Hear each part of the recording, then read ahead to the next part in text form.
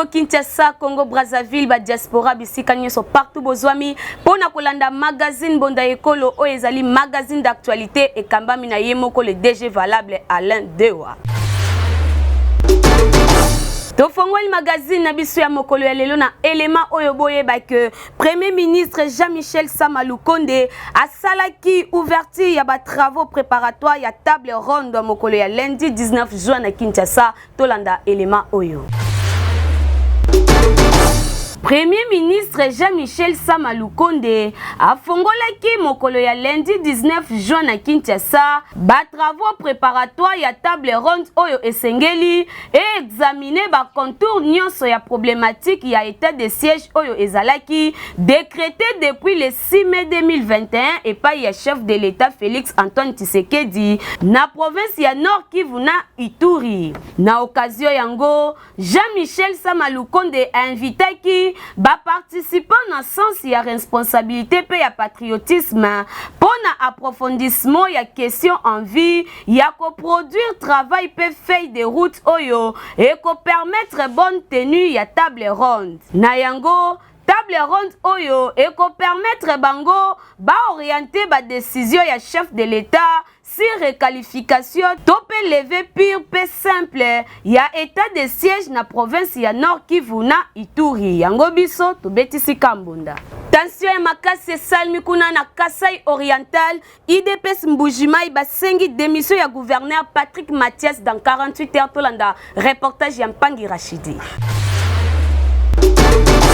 Malaise na Kasai Oriental IDPS Mbujimai na gouverneur Patrick Mathias Kabeya. Tension eza toujours likolo. Pour la partie présidentielle, bazako dénoncer autorité provinciale pour na manque ya transparence ya gestion ya province. Basuka kikaka ya ko dénoncer wana te Patrick Makiech o azali représentant ya chef de l'État na province ya Kasai Oriental aza plongé na malversation ya mbongo o epesamaki pona kosala bilanga pe o ezalaki affecté pona ko assister ba victime ya incendie o esalemaki na wenze ya Bakwadianga na province ya Kasai Oriental. Yakoyeba ezali ete IDPS Mbujimai esalaki déclaration o etangamaki na nzela ya président fédéral Jean-Paul Bwebwa Kapo pe basengi démission ya gouverneur Patrick Makiech dans 48 heures pour na ba greffe lourd o baza ko reprocher ye pe ba déposaki memo na bango na assemblée provinciale ya Kasai mokolo ya lundi 19 juin 2023.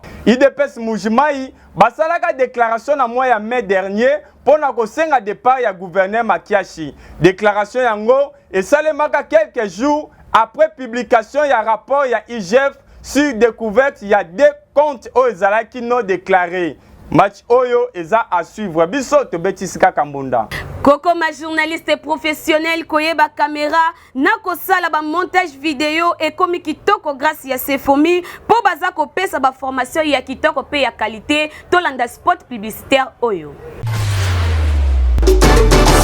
Voulez-vous apprendre et devenir journaliste? Les centres de formation médias indépendants procèdent au recrutement des nouveaux candidats pour une nouvelle session. Que vous soyez diplômé d'État, homme de Dieu, docteur ou qui que vous soyez, les centres de formation médias indépendants met à votre disposition les filières ci-après. Le journalisme, la prise de vue,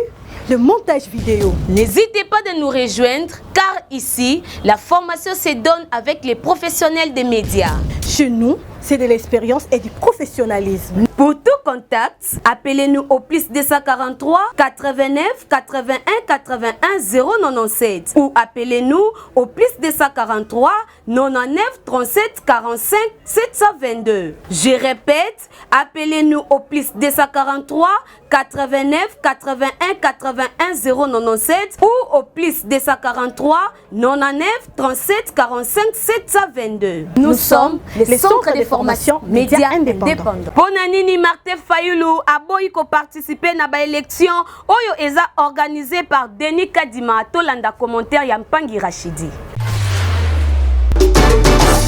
Sima ya kozala radical na position na ye ya koboya bureau oyo eza ko composer ba membre ya CENI pe ya cour constitutionnelle pe ya ko télémer la proposition de loi ya répartition des sièges pe ezala promulguée pe ya koboya fichier électoral. Malgré ba effort nyonso mwana mboka Martin Fayulu azosala pona koyokisa mongongo na ye mais à ta revendication mon côté ils a pris en compte. Tu éviter ce qui pour nini. Leader y a décidé à revendiquer qui vérité des urnes y a ba élection en 2018, ba activité ebelé et salement ba meeting pe ba marche. Toujours na souci à kotalisa la population congolaise que aza content ndenge mboka eza kotambola pe processus électoral eza crédible te. Ya koyeba ezali ete Martin Fayulu o azalaki eli candidat ya décidé na congrès o esalemaka kasi mokolo ya le 19 juin 2023 asalaki point de presse pour na koboya processus électoral pe kozala non partant na processus électoral o eza kobongisama na décembre 2023. Selon Patrick Mouya, porte-parole ya gouvernement,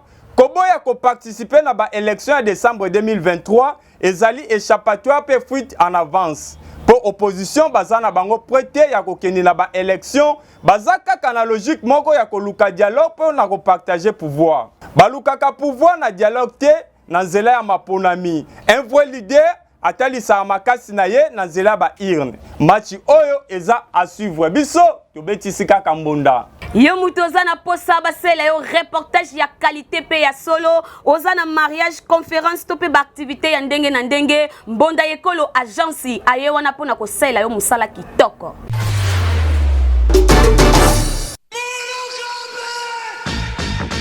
Bana Congo Kinshasa, bana Congo Brazzaville, yo mutu olingaka ba activité na yo eye bana na mokili mobimba. Mbonda yekolo agence epesi bino opportunité ya kosalela bino ba reportage ya kafu. Ezala activité politique, socio-culturelle, économique, religion, sport, conférence. Awa na mbonda yekolo agence ezosalema avec professionnalisme pe eza na prix moko très abordable. Esuki wana te endeko na ngai keba na ba reporter ya muyibi oyo bayaka kozwa ba image pe elekaka nango na télévision te kasi awa na mbonda yekolo agence nyonso ya filmage, modération, réalisation, photoshooting ezosalema avec un partenaire idéologie parce que awa tokanga masolo pena oyo etali image yebake okozwa yango pe ata na format ya YouTube. Olingi oyeba bisika tozali benga biso na plus 243 89 81 81 097 na bandeli lisusu na plus 243 89 81 81 097. Na mbonda yekolo agence nyonso ya reportage ezosalema kitoko avec professionnalisme et yokanio. Mone Congo boye bake eyinda kimabe mokolo ya samedi le 17 juin mingi kuna na masina quartier 3 na avenue Makambo na complexe scolaire les savants oyo ekamba magala yemo le grand promoteur mwana mboka Maurice Makanyama zete ambila ndenge ba mesala ko benga ezalaki ne mukolo bakanaki pona kosala collation ya bana maternelle o batangaka avec impact na idéologie talaka ndenge bosali komona bana ebele batondisa bina esengo po ezaki mukolo o mwana azana esengo ko bake azui brevet na epo asilisi mvula mobimba avec impact na idéologie tellement que makamla bango etambuza makitoko boye bake moko ya enseignant asalaki mot de circonstance kaka ndenge boza komona na ba image Stellum est qui veut dire le savoir est une arme. Avoir un bon savoir c'est une arme. Lokola bana pe ba préparaki collation la kitoko basalaki ba défilé ba poème pe biloko ya kitoko ndenge na ndenge ba présentaki la population o bayaki wana po bamona ke vula elekelaki bango ya pamba te. Lokola école na ezaka école ya malonga o bapara balingaka mingi animation esalamaki epe artiste comédienne mwana mboka Nancy po azalaki wana asepelaki ya mingi ya komona ndenge complexe scolaire les savants etablisaki basolo kitoko et surtout que Maurice Makanyama oyo azali promoteur ya école wana alingaka mingi éducation esalama yango abesaki mpe mama mbonda liboso ya kamera na biso boye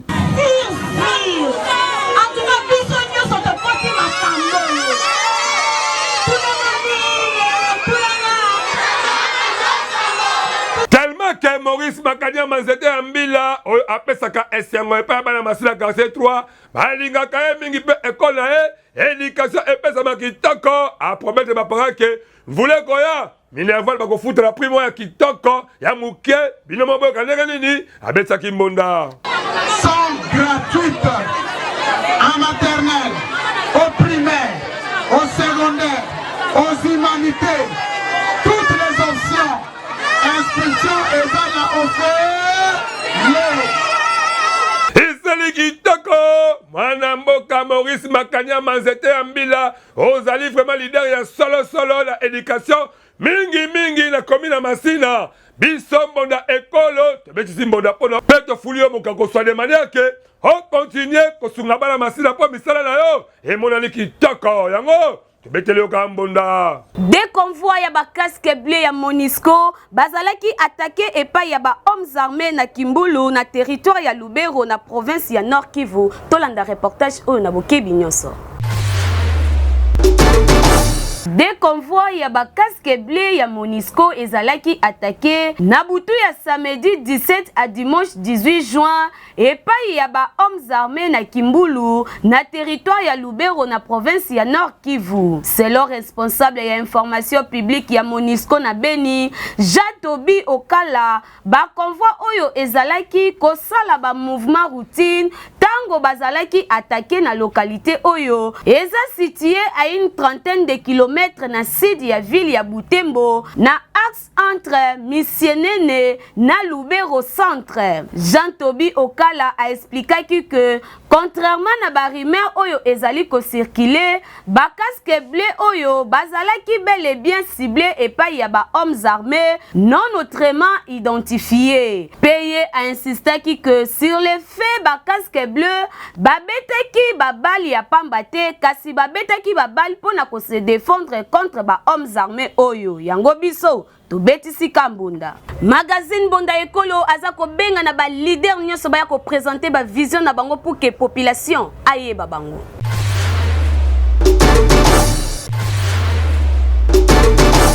Congolais, Congolaises, yo mutu ozalaka na idée ya développement ya RD Congo, magazine Bonda ya Ekolo baleki ya Yezu apesi bino opportunité ya koya ko exposer ba vision na bino pona bolamu ya ekolo mobimba. Botala bino moko tomesana koyamba batu na plateau na biso po mutu na mutu atalisa vision na ye. Yo mutu oza na ba idée ya malamu olingi mboka ekende liboso, magazine Bonda ya Ekolo afongoleli bino ba porte yaka o contribuer na développement ya mboka RD Congo. Oyo ayebi ke aza vrai leader sala lokola baninga yaka na plateau na biso parce que eza seule adresse oyo eyambaka ba leader ya makasi pe ya solo. Tala ndenge ba leader bazali koleka moko na moko bazali koyamba bango epai ya mwana mboka Alain Dewa na Medrine Kambembe avec un partenaire idéologie. To abordaka basi nyonso lokola politique, économique, socio-culturel, religion, pena basije mosusu oyo ezo contribuer na développement ya mboka na biso. Bazomona pero bazana makanisi kimute mabete. Batu mususu kala kimute mabe ya longwanga na yawana. Me bato bazana miso baomona Congo ezoke na ndenge mususu. Mo bambuye jeunesse oma 20 000 30 000 ke votenga jeunesse asu na tawana ta ozwa polo na lati ya ozwa mona na poste. Très bien. Non, toza na ba centre ya biso moko et puis tozo tala pe par rapport ya milieu toza. Je te moni peut-être bandeko wana place baza pour se déplacer za musika. Tozo luka peut-être centre ou négocier centre moko boyo baza proche na bango. Merci beaucoup pour la motuna ndeko Alain Dewa. Na kati ya dynamique héritier Maemba pe na kati ya Dinadeba Mobimba. Dans la formation. Ndenge kaka bozali komona bango pe bazali ba leader oyo bandimi ko participer na développement ya ba quartier commune pour que mboka ekende liboso. Na bino pe ba leader oyo boza kolanda biso bolinga ka développement ya quartier ya commune to pe ya RD Congo mobimba. Bobenga biso na numéro oyo eza affiché na bas d'écran na bino Toko Yambabino pendant 30 minutes sans débat avec impact na idéologie pour que vous exposer ba vision na bino liboso ya population pe aye babino. Yango biso na magazine Bonda Ekolo to bengi ba leader ya solo pe to beteli bango kambonda. Bana Mombele bayambaki Mama Dostine Dito belongo na fondation na ye avec impact na idéologie Alain Dewa azalaki kuna. Ndeko ya Congo, boye bake, tangu ifweni, tango yo oza kolalaka, soi-disant la fondation na ya Kidiba, yebake, la grande dame, Mama Botaou, Mama Motema Bolamu, yemoko, Mama Dostine Jitobe, azali kosaba installation ya fondation na ye, Fondation Dostine Jitobe partout awa, la kata ville province ya Kinshasa. Botala lelo, ezalaki ya koyinda, kaka ndenge boza komona ba image akitaki ye moko depa la base na ye ya Mombele esika bayambaki avec impact na idéologie botunanga ezalaki wapi tellement Mombele ezali munene ase focalisaki mingi na mokolo wana epa ya bandeko ya Avenue Mpila pokuna bazalaki ebele plus de 500 personnes kaka pona kozela ye bayamba ye bazwa idéologie ya fondation Mama Dostine Jitobe oyo eza kokumbela makambo kitoko avec impact na idéologie tala ndenge azali kokota yoka basifle bayambi ye kitoko tellement que atambolaka toujours le message moko ya malonga oyo esengeli ya changer vie ya population congolaise en général baye ba mingi développement tolongwa na makambo oyo bisenga tolongwa na bakulula ye moko azwaki temps ya kosolola na bango moko na moko apesaki idéologie na ye kaka nde bozali komona atamboli asolo na moko na moko azwi makanisi na bango.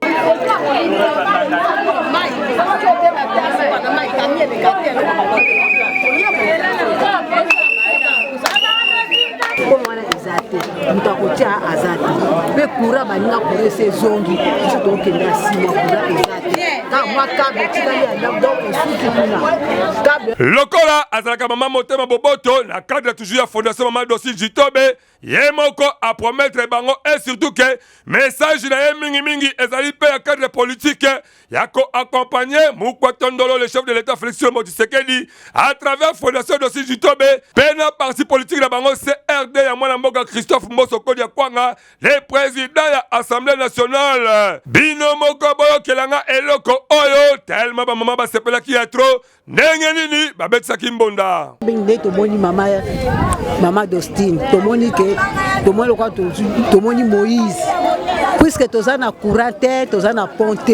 et en plus ba mama veuve bazalia wa ba mama mikolo muta soutenir ba mingi azalité yango tomoni Mama Dostine wa to sepeli tomoni que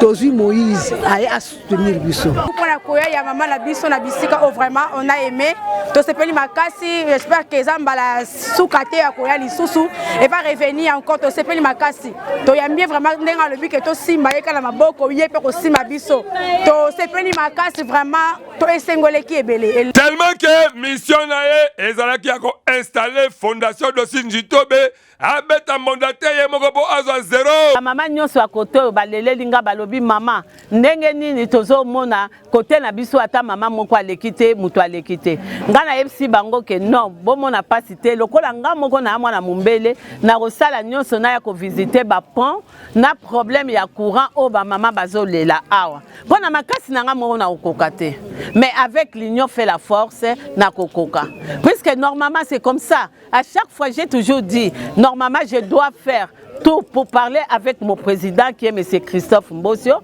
et lui c'est mon président moral mais je dois voir aussi avec notre président de la République démocratique du Congo M. Félix Béton na lelelaye likambo oyo de la façon que ba maman bana batu nyonso bazolela likambo insécurité makasi na kati ya Mombele ezali kitoko komona ndenge Mama Dostine Jitobe akotaki Mombele bayambie kitoko azwi ba désirata la bango azwi ba problème la bango pe alobi akokomisa yango epai ya acquis des droits oyo eza na makasi na ye na cadre ya fondation ye moko akorealize yango mpo aza mwana mombele ya ntongo de manière que mombele mpe ezwa développement ya kitoko biso mbonda ekolo magazine d'actualité tobeteli mbonda vraiment eyokali kitoko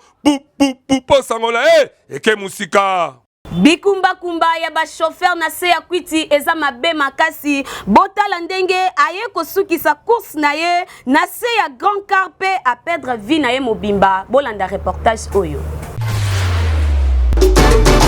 likambo ya excès de vitesse automesala koloba tangi surtout dozaka ko continuer koloba parce que excès de vitesse à contrôle ezali ko makama ya ndenge na ndenge botala lokola jeep oyo ya couleur à bleu et uta ki ba côté à centre ville ezoke le côté ensele mais la vitesse qui selle la moko ya blagité ezala ki mokola samedi na butu na se mvuleza ko beta ko sutu ko kaka boy ay ko mi coach sana se ya mutu kamnene o man ezali ya kokufa e bala ko kelenga ba voyage na bazela ba bandu nupe to bazela ba kwangu population nzinga bayoka ki passe pe mawape baye ko tonda ba ko tala bo chauffeur chaos technique akufi sur place parce que accident yango ezaki ndenge moka mabe makasi kade bozomona ba image oyoyo biso magazine monde ekolo tango tokobaki na batongo parce que bayebi kezali to ipelus ya bakozi ya mboka babengaki biso ba 1h du matin mais to ena tongo sek ya tokuta boye déjà bato batonda mipe ndeko asi azokisaki molimo epa ya nkolo nzambe kade bozomona ba image oyoyo la police pe zinga le kola bazaka la mission ko protéger les biens et les personnes bazaki pembeni bazaki balobatel bosu ya caméra la biso bon tout ça on a scellé na quartier domaine avec péage parce que péage est seka camion zalaki kufaki na balabala monene car na tango ye amoni kanka liboso na ye c'est de mbangu asimbi fois plus que mandat ko kota na sia nini ya mutuka tambule zobeta wana parce que biso la police ezali ko battre la population et to moni mo mutuka kotika vidi boezate de to kadera mutuka na moye wana tout c'est là bato qui les doit passer au sala constant na sur le terrain après pour vieux corps et na moko to rolo ba pona ba chauffeur na nzela en tout cas papa mais là to kumba pona eloko moko awa na moni vraiment mwana mutango mususu au vitesse oyo okoma boye ya pasi makasi 10 mètres fait camarade 10 mètres de vitesse ne ma 10 mètres banda kuno ko kwa kata kamino mopandité donc si na si ya mutuka bala kumba pour la maîtrise awa tokobelela na ba chauffeur tango yebi ke ozala kwisi to oyebi ke to sentir mal à l'aise balamu hôtel misa mutuka no lesika moko ozela titango koma calme ndé o continuer voyage na yo soki pe monique nzela voulait ko beta sekeli ko tambolaka na ba vitesse moko ezali suffisant de manière que et permettre yo okoma na destination na ndenge sekeli talo kandi ko mobale azangi sibo moyene kaka boy abungisi yango likolo ba vitesse pe bozo komona ameka kanga frère kasi frère et simbakité ya boy esali pasi awa to betika bonda pona nini boye rubrique na biso o elongola kabino ba stress na bandaku to landa yango na bokebi nyonso avec Wilfried Samba nazo yeba te bato nyonso to ko voter ba ko sala eloko moko te bon biso to kolobela makamu mingi ya courant pourquoi courir tambola mabe pona nini boye pona nini boye yango wana nde kitoko ndeti ya ba jeune lelo eloko ezoboma biso ba jeune balingi koyekola te moi ba métier ezebele ba auto école ezali wana ba mambo ezebele bele ba jeune bakoyekola mpona koevite bamama mabe ezosala na mboka bamachete bakuluna kimoyibi mais tozo comprendre te bon d'autre part pe eza mpe na faute nanu ya bakonzi na biso mpe nanu bakonzi na biso ya mboka balingi kose base mingi kaka na bapapa mikolo nde toujours tobi totala na gouvernement eza na bapapa mosusu basala depuis na ntango ya Kasavubu na ntango ya Mobutu le père basali na mwana bayesu na fati bazosani bazosala mais bajeune ebele baza balicencie baza ebele balicencie bakomi kosala bakabine na bashop mpo ani te bapapa wana bakozwa mpe bazwi mpe barepo baki mpe kopema bazwi mpe baremplace bato mayele baza ebele bajeune baza ebele batietie mpe mwa bajeune baplace eza ebele ebele momona papa mwa mokolo asali depuis na Mobutu asali na Kabila le père ayeka nganza miwana azuka ka famille na ye asenini atie bangwana babanda kosala tandis que ba jeune baze belé oyo baza pena mayele ba kosala pe wana pena fo président pena nde azopesa kaka ba mise en pena ba généraux ba ke ba participation fatala pena ba gouvernement na ye ba papa misu baza na ba agileki yo pe tokotanga pe ba kombo mais oyo eza télé toko loba bongo te so ba jeune belé basimbi bambeli basimbi ba macheti basimbi pamba te bana biso lelo batangi batangi baklasse oyo ke bakomi mpe na basuka nango misala eza te bamosusu baza baresponsable na bandako misala eza te bandimi ke batelemaka na bacoin na baveni mpo balandaka bato babotolaka mpo ayeba nini mwasi na bana bakolia na ndako soki gouvernement na biso emoni ke bana basimi bambeli bakozwa meko mpo na bana misala eye ezala te ke misala moko bana donc ezala bato ya parti pour ke soki nga na za boye funa luka kaka moto oyo aza ya ngai na tiene esika ntango tozalaka na papa Mobutu alobaka toza bana ya tata moko ekolo moko mboka moko na lelo tokoma mona eloko wana niti ke tolongola yango tokoma sikoyo na ndenge mosusu lelo ekoma soki mongala aza place ana akoluka ndeko na ye mongala acha place ana soki moluba aza place ana akoluka ndeko na ye moluba acha place ana soki muswahili aluka ndeko na ye moko abénéficier o nde bamosusu bazonyonga na yango fuko luka ozwi bagene bana ebele bamosusu baza bamason bamosusu baza da misala ebele oyo bayokola bazokoka kosala te puisque place eza te moto akoki kokota demande lelo abiki na luka mosala lelo ke lobo ke nsima lobo ke ti omona moto abaye normalement nakoloba boye mpenza mpo na bagene mingi ya lelo oyo balingi mpenza komipesa na bakwiti bamachete mpo parce que mingi mpenza misala na mboka mpenza eza te misala mpenza na mboka mpenza eza te mingi mpenza mpo bamipesa ta mosusu na misala maboko mpe ya koluka boye eza mobulu otala tanzania te na bagénération na biso boye okoza mpo oza na bacharge oza na bana oza na famille nini ozomona ta mosusu okeluka mosala moko boye pa moto lokola ta mosusu indien moko boye obeli banye moko boye salaire moko mpeso insuffisant mais lelo soki biso toki na mboka na bango